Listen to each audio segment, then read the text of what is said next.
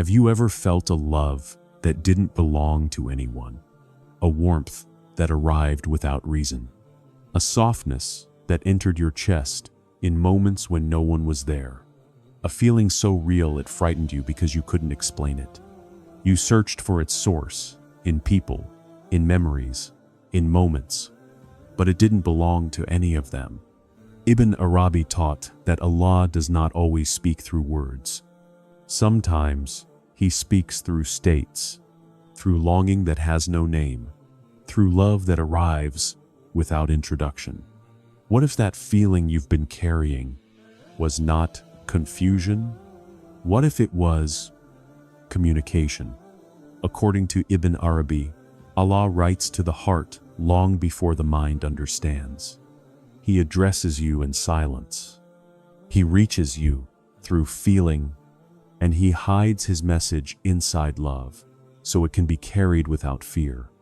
If you have ever felt close to Allah without knowing why, if you have ever been pulled inward by something you couldn't explain, if your heart has been heavy yet strangely held, this is not coincidence. This is not imagination. This is not emotion. This is a letter. A love letter written by Allah Himself. And in this video, we will read it together. 1. Love is Allah's first language. Ibn ʿArabi teaches something that quietly overturns how most people understand their relationship with Allah. Before command, before law, before reward and punishment, there was love. Existence itself, he says, did not arise from necessity, but from divine desire to be known. Allah did not create because He needed creation. He created because love overflows. Creation is not an accident of power. It is an expression of affection. When you feel love that has no clear cause, love that rises without an object, without expectation, without return, Ibn ʿArabi would say you are not experiencing emotion, you are experiencing recognition. Something in you remembers where it came from. The soul recognizes its source long before the mind forms beliefs. That is why this love often arrives suddenly, quietly, and without explanation. It is not logical. It is not earned. It simply is. Most people spend their lives trying to deserve Allah's love, believing it comes after obedience, after purification, after becoming good enough. Ibn ʿArabi reverses this completely. He says love comes first. Obedience follows love, not the other way around. You do not pray to be loved. You pray because you already are. You do not seek Allah so that He will come closer. You seek Him because He already is. This is why the heart feels things the tongue cannot explain. The mind asks, why do I feel this way? The heart answers, because you are being addressed. Love, in Ibn Arabi's understanding, is not sentimental. It is metaphysical. It is the language through which Allah makes Himself known without overwhelming the servant. Words would be too heavy, commands too sharp. So love arrives first, soft enough to be carried, strong enough to awaken. If you have ever felt drawn toward Allah without knowing why, if you have felt tenderness during silence, or a pull toward meaning that no one taught you, Ibn ʿArabi would say this is not your effort. It is Allah's initiative. You did not start the conversation. You were responding to it. That is why this love does not feel like possession. It feels like home. It does not excite the ego. It dissolves it. It does not demand attention. It invites surrender. This is the first lesson Ibn ʿArabi leaves us with. Allah's first message to the human heart was never fear and never command. It was love, quiet, deliberate, and unmistakably real. And once you recognize that love as His language, you realize something changes forever. You were never approaching Allah from a distance. You were awakening inside something that had already surrounded you. 2. Your heart recognizes Allah before your mind does. Ibn Arabi makes a distinction that changes everything. The mind knows through separation, but the heart knows through presence. The mind analyzes, questions, and measures. It asks for proof. It demands clarity. But the heart does not work that way. The heart recognizes truth the way the eye recognizes light, not by argument, but by contact. This is why faith often begins as a feeling before it becomes a conviction. You may not yet have the words, you may not yet understand theology, rulings, or explanations, yet something inside you already knows. Ibn ʿArabi says, "This knowing is not learned, it is remembered." The heart was created with an innate capacity to recognize its source. When it encounters a trace of Allah, it responds immediately, without waiting for permission from the intellect. The mind, however, arrives later, and when it does, it often interferes. It asks, "Is this real or imagined? Am I worthy of this? What if this feeling disappears?" Ibn Arabi warns that the mind's role is not to lead the journey, it is to serve it. When the mind tries to take control too early, it turns intimacy into distance. It replaces presence with concepts, and love with definitions. This is why some people feel Allah deeply, but struggle to explain it. They stumble when asked to articulate their experience, yet their hearts are steady. Ibn Arabi would say their hearts are already in conversation, while their minds are still learning the language. The heart does not need evidence to recognize the one who created it. Recognition happens through resonance, not reasoning. Have you ever felt peace while remembering Allah, even when your life was still chaotic? Have you ever felt closeness during a moment when you were full of doubts? According to Ibn Arabi, this is not contradiction, it is hierarchy. The heart stands closer to Allah than the mind ever can. The mind looks toward Allah, the heart stands before Him. This is also why spiritual growth often feels confusing at first. The heart moves faster than the mind. The heart tastes something real, and the mind struggles to catch up. Ibn Arabi teaches that this confusion is not a problem. It is a sign that something true has already happened. The heart has recognized what the mind has not yet learned to trust. So, when you feel drawn, softened, or quietly changed without being able to explain why, do not dismiss it. Do not rush to label it or test it. Ibn Arabi would say, "Let the heart lead. Understanding will come later." The heart's recognition is not premature, it is foundational. The mind's role is not to question the encounter, but to slowly learn how to honor it. 3. Longing is proof of divine nearness. Most people believe longing means absence. Ibn ʿArabi teaches the opposite. You only long for what is already present. Desire does not arise toward what is completely foreign. It arises toward what the soul recognizes as its own. Longing is not distance, it is intimacy becoming conscious. According to Ibn ʿArabi, the soul does not miss Allah because Allah is far. It misses Him because it has tasted closeness. Longing appears when the heart has already encountered something real and now senses its depth. That ache you feel is not emptiness. It is fullness, pressing against your awareness, asking to be acknowledged. This is why longing often feels gentle, yet unbearable at the same time. It does not scream, it pulls. It does not demand, it waits. Ibn ʿArabi describes longing as the sign of a relationship that has already begun. If Allah were truly distant, there would be no ache. Indifference belongs to distance. Yearning belongs to nearness. Many people misinterpret this feeling and try to escape it. They distract themselves, numb it, or label it as sadness. Ibn Arabi warns that doing so silences one of Allah's most subtle forms of communication. Longing is not a problem to be solved. It is a message to be received. It is Allah inviting the servant deeper without forcing the step. This longing does not always pull you toward action. Sometimes it draws you into stillness. Sometimes it quiets the world around you. Ibn ʿArabi says, "This is because longing is not about reaching Allah. Allah is already near.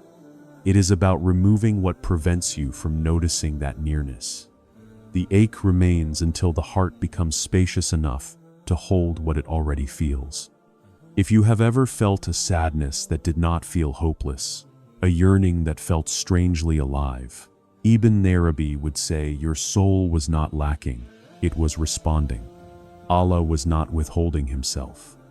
He was making you aware of his presence through desire. Longing, in this teaching, is a mercy. It keeps the heart awake. It prevents spiritual sleep. It reminds the soul that it belongs somewhere beyond distraction and routine. And when you understand this, longing stops feeling like exile.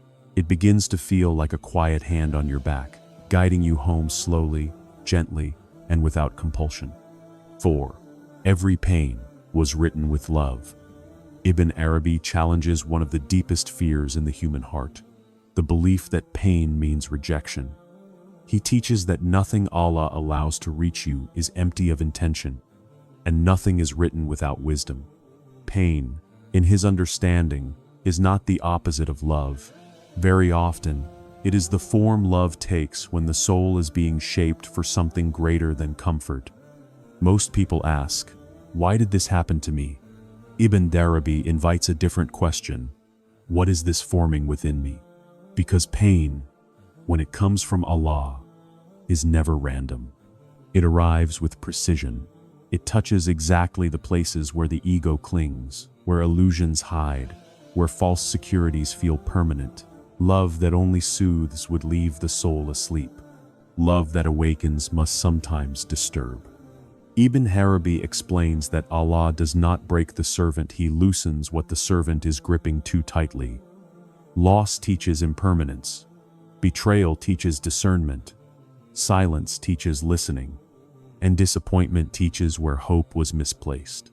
None of these lessons could be learned through ease alone. Pain becomes the language Allah uses when gentler signs are ignored. This is why some wounds feel strangely meaningful, even while they hurt.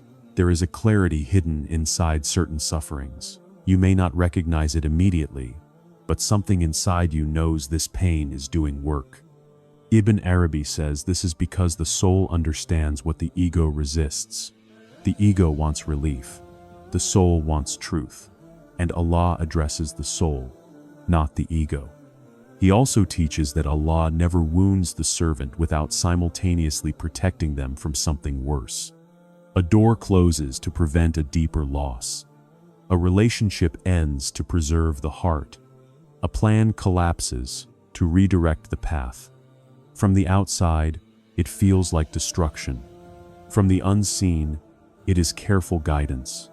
What feels like removal is often preservation in disguise. Pain also has another function. In Ibn ӓrabi's thought, it creates humility. Without it, the servant becomes attached to their own strength, their own righteousness, their own understanding. Pain breaks that illusion gently but firmly. It returns the servant to dependence, and dependence is where intimacy begins. When nothing else works, pain teaches the heart how to lean. This does not mean every hardship should be romanticized or rushed through. Ibn ʿArabi never denies the reality of suffering. Tears matter. Grief matters. But despair is what he rejects. He insists that Allah is closer to the broken heart than to the satisfied one, because brokenness creates space, and Allah only enters where there is space to receive Him. If you look back and see moments that nearly ended you, yet somehow refined you, softened you, or redirected you, Ibn ʿArabi would say, you were not being punished, you were being rewritten. Some letters from Allah are written in ease, others are written in endurance, but both come from the same source, and both are acts of care. Pain, then, is not proof that Allah turned away. It is often proof that He is paying attention. 5. You were loved before you were aware. Ibn Arabi teaches a truth that quietly dismantles the idea of spiritual earning. Allah's love does not begin when you become good. It begins before you become conscious.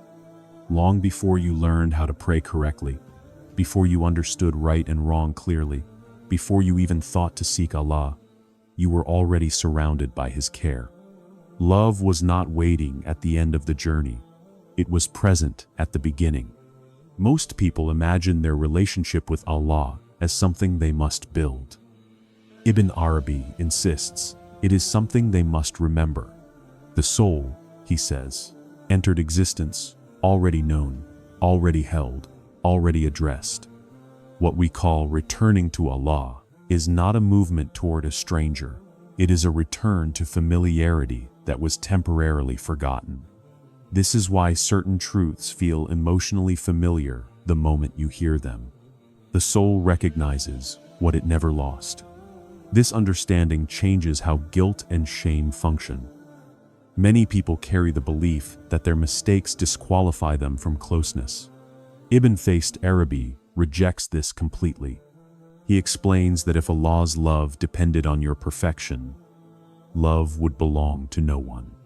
Your errors do not cancel divine affection. They often deepen your awareness of it. Need is not a barrier to love. It is an opening. He teaches that Allah's mercy moves first. Repentance does not summon mercy. Mercy makes repentance possible. The heart only turns back because it was never abandoned. Even in moments of heedlessness, the connection was not severed, only unattended. Ibn ʿArabi says, Allah remains faithful to the servant, even when the servant forgets himself.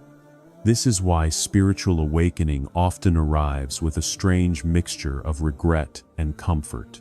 You see where you fell short, yet you do not feel rejected. Instead, you feel welcomed. That welcome is not new. It is simply becoming visible. Love does not appear at the moment of realization. Realization removes the veil that hid it. According to Ibn Arabi, Allah's love is not reactive.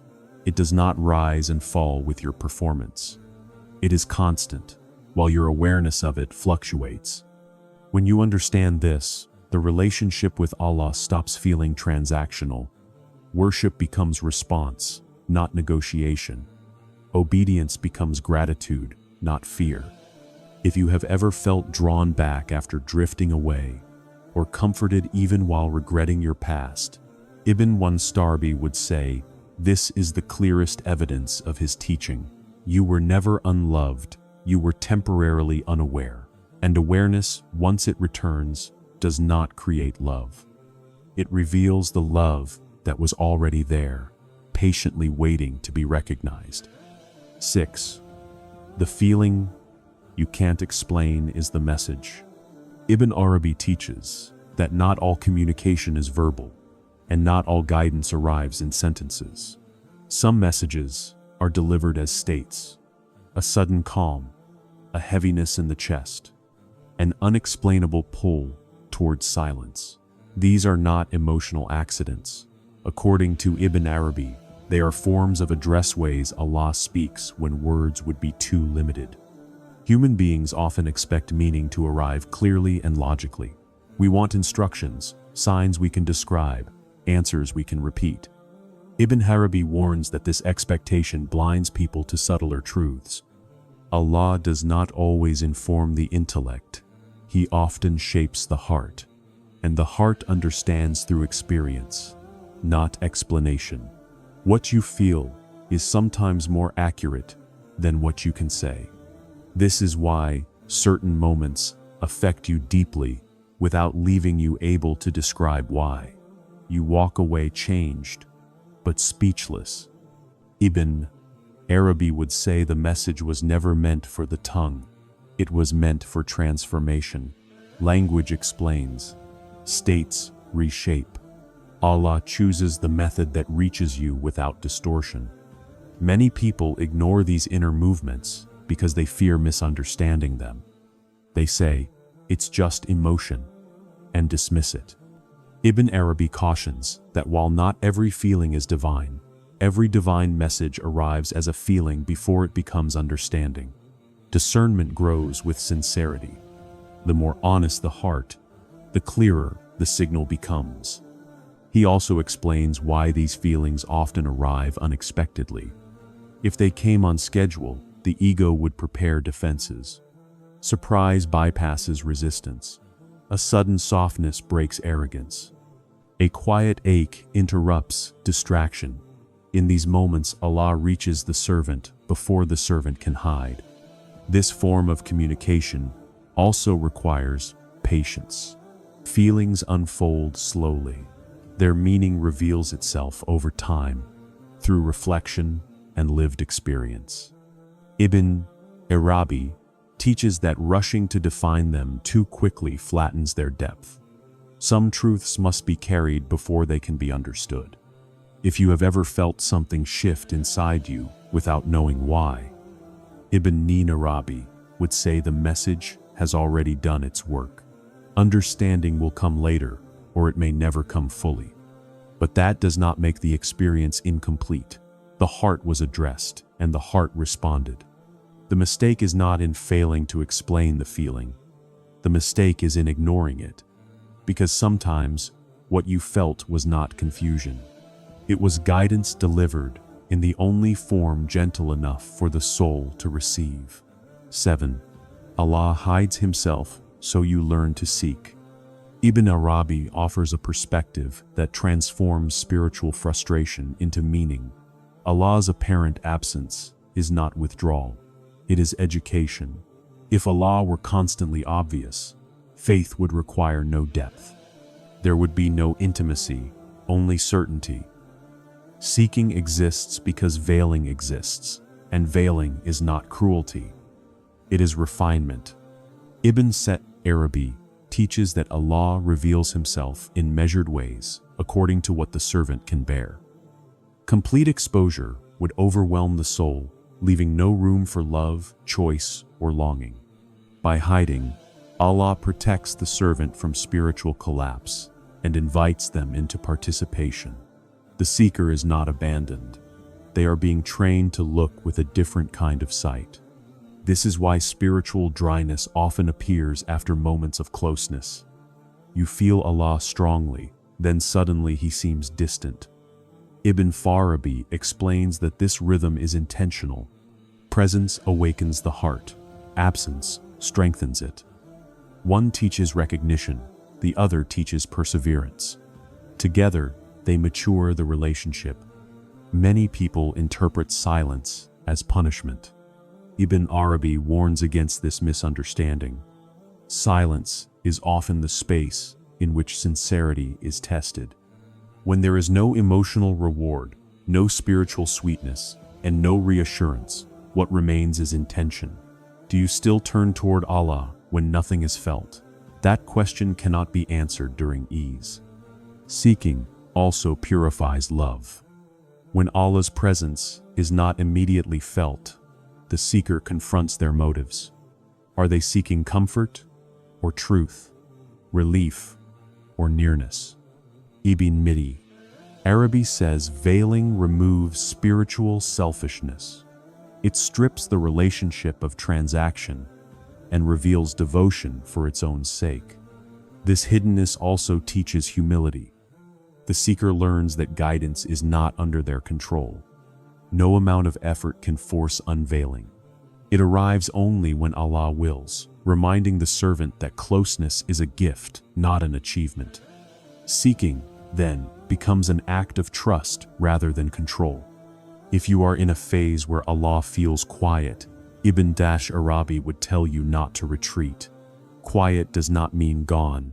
It means deeper listening is required. The one who hid is the same one who guided you here. Veiling is not the end of the relationship, it is a new chapter. Allah hides so that you may learn how to seek without certainty, love without guarantee, and walk forward without seeing the entire path. And in that seeking, the heart grows wide enough to receive what could not be held before. 8. You are being. Read as much as you are reading. Ibn Arabi introduces a radical shift in perspective that unsettles the ego and comforts the soul at the same time. You are not the only one searching. While you believe you are reading signs, interpreting events, and trying to understand Allah's will, Allah is also reading you.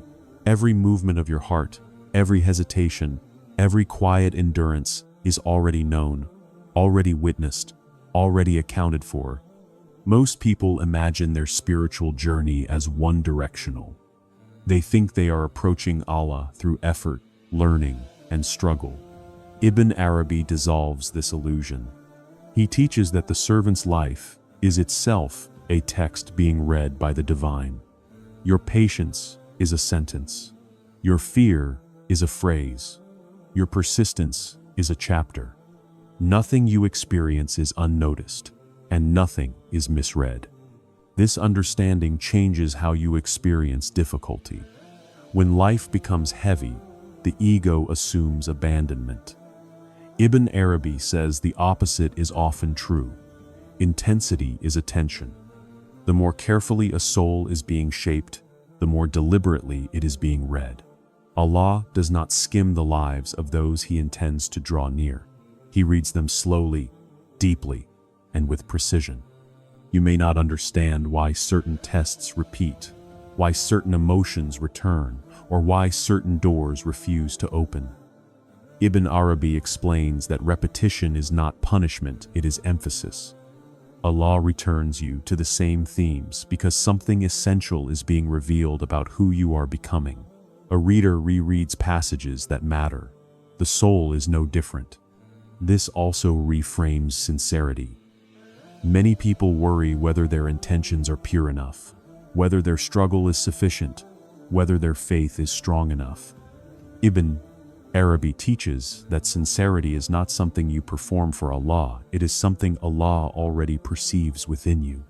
Even when you are confused, even when your faith feels fragile, the truth of your effort is fully visible. Allah reads what you mean, not only what you manage to do. There is also comfort here for those who feel unseen by people. Ibn Arabi reminds us that being unseen by creation does not mean being unseen by the Creator. In fact, invisibility often protects the most delicate transformations. Some of the most profound spiritual work happens away from recognition, applause, or explanation. Allah reads what the world overlooks. This teaching also carries responsibility. If your life is being read, then nothing is meaningless. Small choices matter. Quiet endurance matters. Resisting bitterness matters. Continuing to turn toward Allah, even imperfectly, matters. Ibn Arabi emphasizes that Allah reads the direction of the heart, not its speed. Even slow movement toward truth is still movement, and it is recorded. Perhaps the most gripping aspect of this lesson is this: you are not misunderstood by Allah.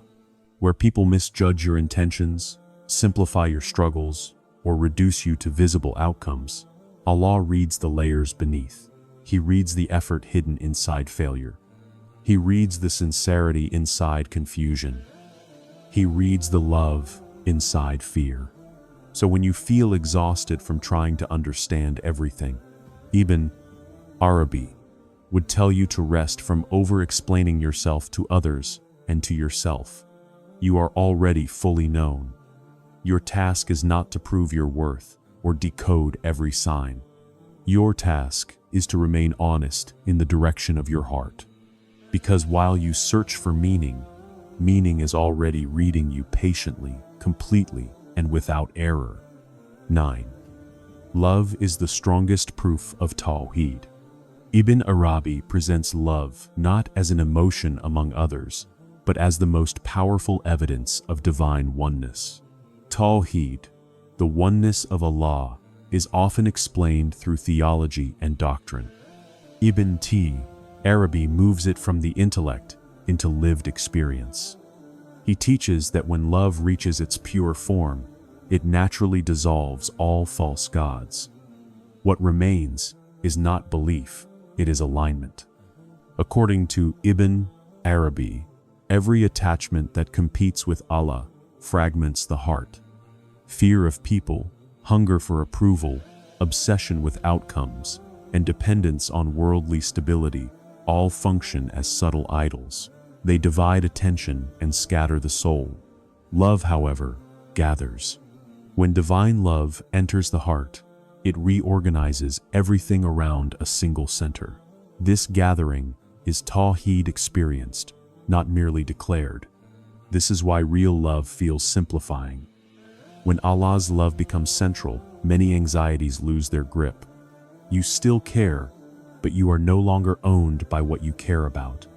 You act, but you are not enslaved by results. Ibn ʿArabi explains that this inner freedom is not detachment from the world. It is liberation from competing authorities. When the heart knows one ultimate source, lesser powers lose their dominance. Love also exposes false reliance. Ibn ʿArabi teaches that whatever you fear losing has power over you. Whatever you believe you cannot live without becomes a rival in the heart. Divine love weakens these rivals, not through force, but through reorientation. When Allah becomes the primary beloved, everything else returns to its proper size. Nothing is hated, but nothing is worshipped. This understanding reframes obedience. Acts of worship are no longer attempts to appease a distant authority. They become expressions of loyalty to the one who already holds the heart. Ibn ʿArabi emphasizes that true obedience flows from love, not fear. Fear may control behavior temporarily, but only love transforms identity. A heart unified by love moves naturally toward alignment. Love also stabilizes the believer during uncertainty. When circumstances shift and familiar supports disappear, the heart anchored in Allah remains steady. Ibn ʿArabi notes that this stability is not emotional numbness. It is trust rooted in unity. When the heart belongs to one source, loss does not shatter it. Pain still arrives, but it does not fracture the center. This is why Ibn ʿArabi sees love as the ultimate proof of Tawheed. Anyone can say, Allah is one. Fewer can live as though nothing else competes. Love reveals the truth of belief by reorganizing priorities, fears, and hopes without argument. It makes oneness felt before it is understood. He also teaches that divine love is jealous not in the human sense, but in its effect. It does not tolerate rivals in the heart. Over time, attachments that once felt essential either fall away or are transformed. Relationships deepen, ambitions purify, and desires simplify. This is not loss, it is clarification.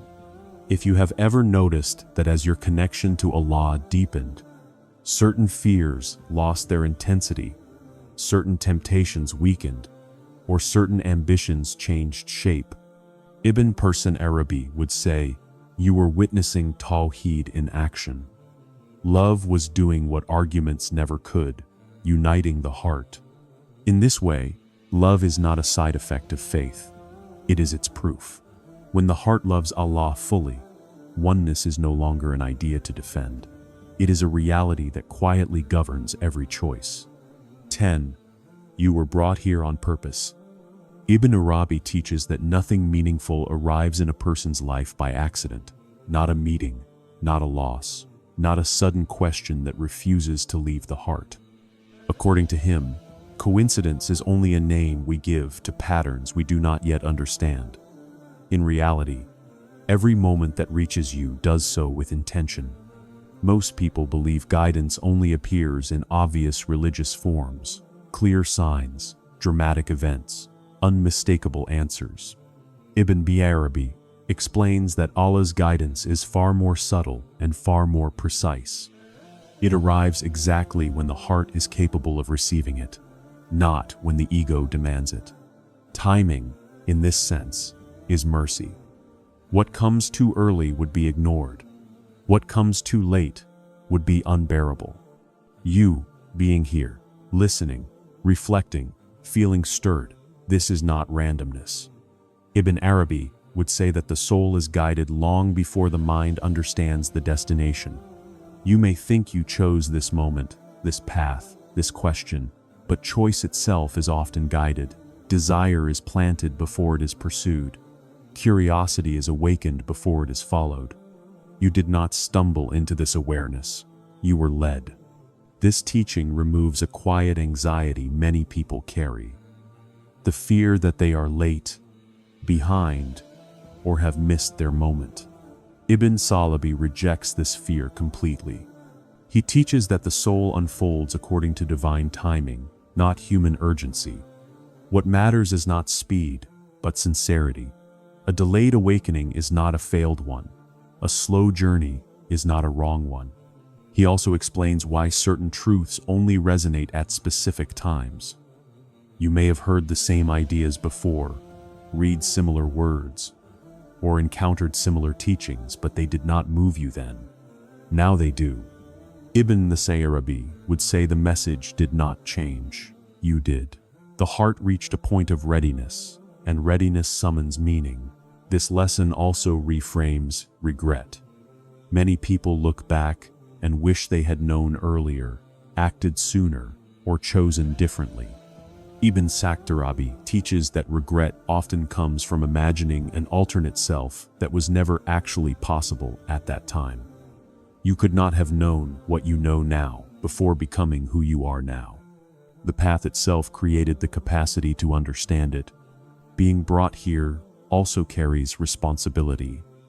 If nothing is accidental, then awareness is an invitation. Ibn Arabi emphasizes that when insight appears, it asks for response, not necessarily action, but honesty.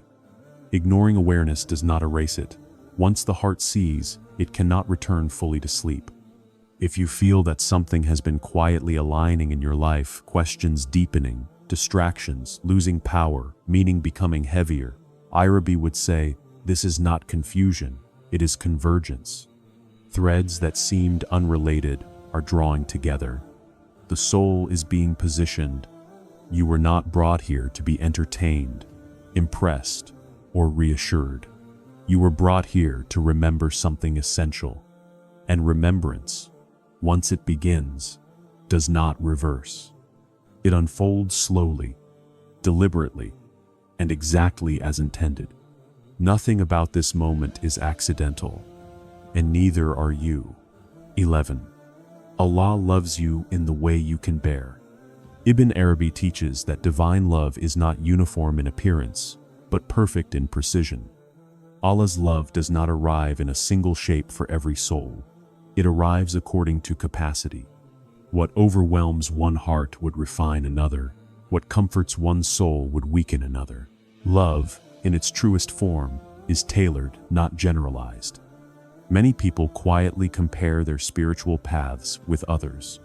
They see ease in one life, struggle in another, clarity for some, confusion for themselves, and they assume love must be unequal. Ibn ʿArabi dismantles this assumption.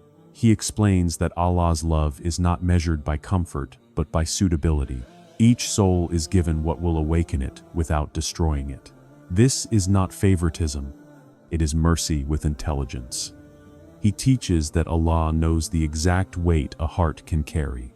Some hearts would collapse under constant ease. They would forget their dependence and harden in self-sufficiency. Others would shatter under constant pressure. They required gentleness to remain open. Divine love chooses neither harshness nor softness arbitrarily. It chooses what keeps the heart alive. This is why two people can face the same trial and respond completely differently. One grows bitter, another grows deep. Ibn Arabi says, the difference is not in the trial, but in the relationship. Love does not remove difficulty, it infuses it with meaning. When meaning is present, endurance becomes possible. When it is absent, even ease becomes unbearable. Allah's love also respects the pace of the soul. Some people are drawn through longing, others through fear, others through gratitude. Ibn Arabi explains that Allah does not rush transformation. Sudden unveiling could destabilize the heart. Gradual change allows integration. Love reveals itself in stages, so the servant can remain intact while growing. This teaching reframes a painful question many people carry. If Allah loves me, why is my path so heavy? Ibn Arabi would answer, because your soul is strong enough to be shaped through weight rather than comfort. Not everyone is refined through ease. Some are refined through endurance, through patience that deepens rather than breaks. Difficulty, in this light, is not a sign of rejection, it is a sign of trust. He also teaches that Allah shields certain people from experiences others receive.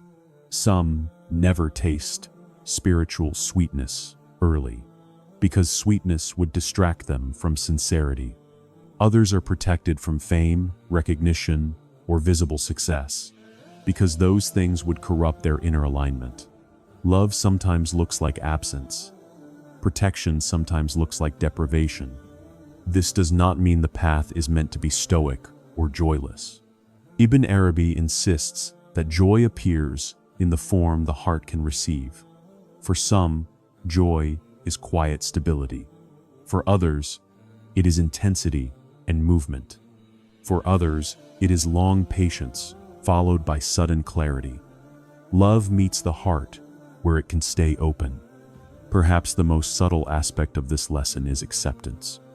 When you understand that Allah loves you in the way you can bear, comparison loses its grip. You stop asking why your life looks different. You stop measuring your worth against visible outcomes. You begin to trust the intelligence behind your experiences.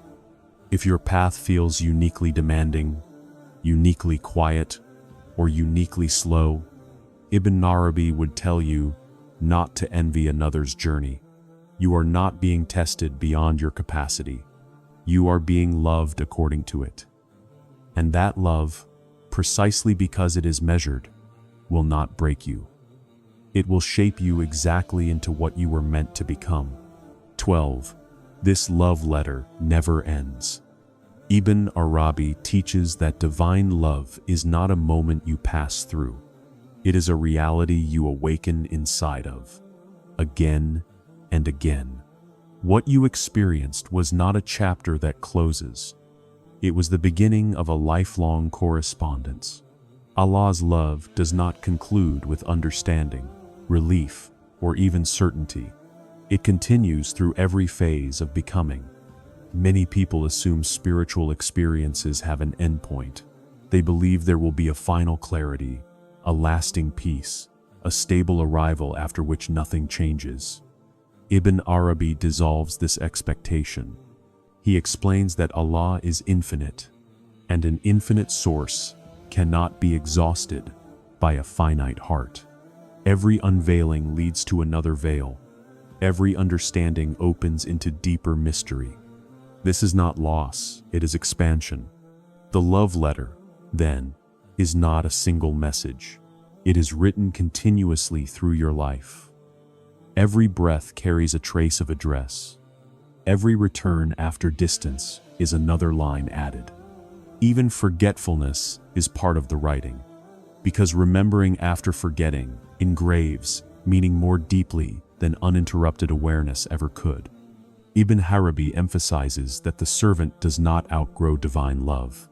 There is no stage at which Allah says, "Now you should already know." Love remains patient. It repeats itself in new forms. Sometimes it arrives as reassurance, sometimes as silence, sometimes as disruption, but it never withdraws its intention. The form changes because you change, the source does not. This teaching reshapes how one views spiritual setbacks.